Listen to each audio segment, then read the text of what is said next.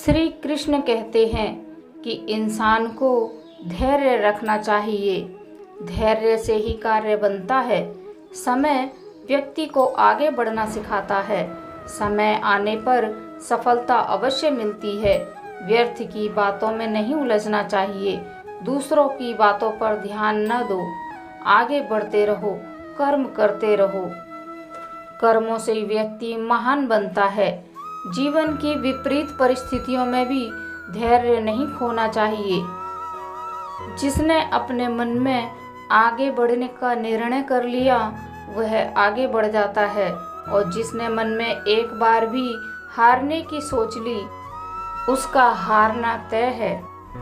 मौन और मुस्कान दोनों का इस्तेमाल कीजिए। मौन रक्षा कवच है तो मुस्कान स्वागत द्वार। मौन से जहाँ कई मुसीबतों को आने से रोका जा सकता है, वहीं मुस्कान से कई मसलों को हल किया जा सकता है। जब तक किसी भी बात की पूरी जानकारी न हो तब तक हमें वहाँ पर मौन ही रहना चाहिए, क्योंकि अधूरा सत्य पूर्ण झूठ से कई गुना ज़्यादा खतरनाक होता है। जैसा तुम सोचोगे वैसे तुम हो जाओगे।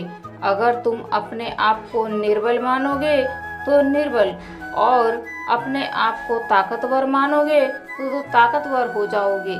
इसीलिए अपनी सोच को हमेशा पॉजिटिव बनाओ। अगर जीवन में कभी निराशा आए और अपने जीवन की परेशानियों से घबरा जाएं, तो भगवान श्री कृष्ण के जीवन को देख लेना। भगवान श्री कृष्ण का जब जन्म हुआ तो कारागार में हुआ। बाल्यावस्था में ही न जाने कितने राक्षसों से सामना किया। जन्म से मृत्यु तक जीवन संघर्षपूर्ण ही रहा। इसी प्रकार भगवान श्री राम का जीवन भी संघर्षों से भरा रहा। कभी कभी आपका मन उदास हो जाता है, दुखी हो जाता है, तो आप दोस्तों और रिश्तेदारों को फोन करते हैं और उनसे उम्मीद रखते हैं कि वे आपके दुख को समझेंगे, आपके दुख को दूर करने का प्रयास करेंगे। लेकिन अगर उन्होंने वैसी बातें नहीं की जैसी हमें उम्मीद थी, तो हम उदास हो जाते हैं। इससे अच्छा है हम 2 मिनट शांत रहकर अपने मन से, अपने इष्ट भगवान से बातें करें। हमारे मन को शांति और आनंद का अनुभव होगा।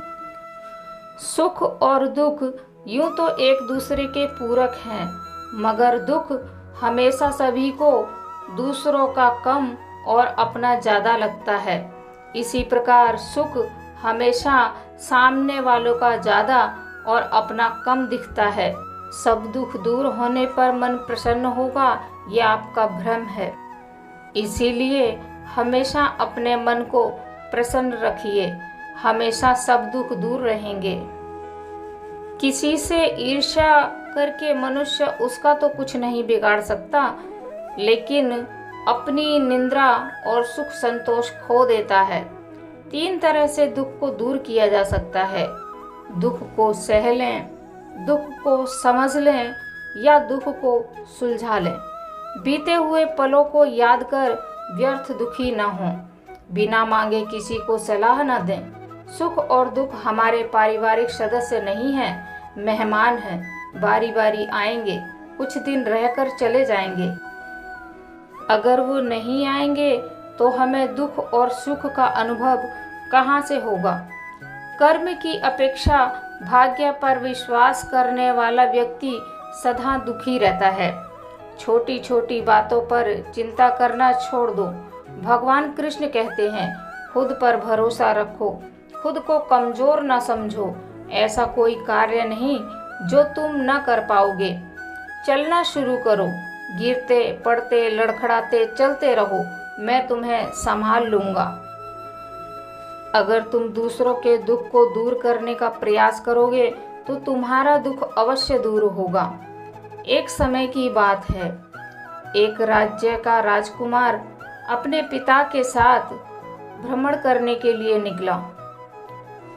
उन्होंने सोचा सबसे पहले हम मंदिर चलते हैं। मंदिर के पास पहुँचे ही थे कि मंदिर की सीढ़ियों पर एक भिखारी को देखा जो देखने में ब्राह्मण लग रहा था। जब राजकुमार उसके नज़दीक पहुंचा तो राजकुमार ने ब्राह्मण को प्रणाम किया और कहा, आप देखने में ब्राह्मण लग रहे हैं, यहाँ सीढ़ियों पर क्यों बैठे हैं?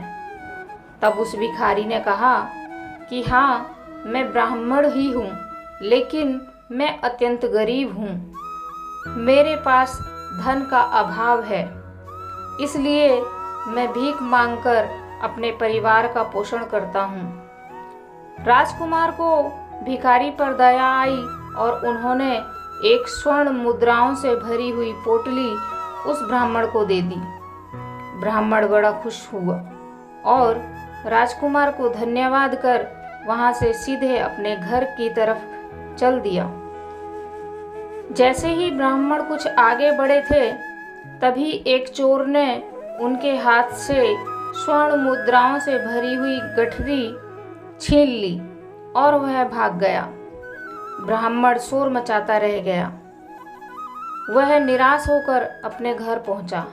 अगले दिन वह फिर मंदिर की सीढ़ियों पर भिक्षा मांगने के लिए बैठ गया।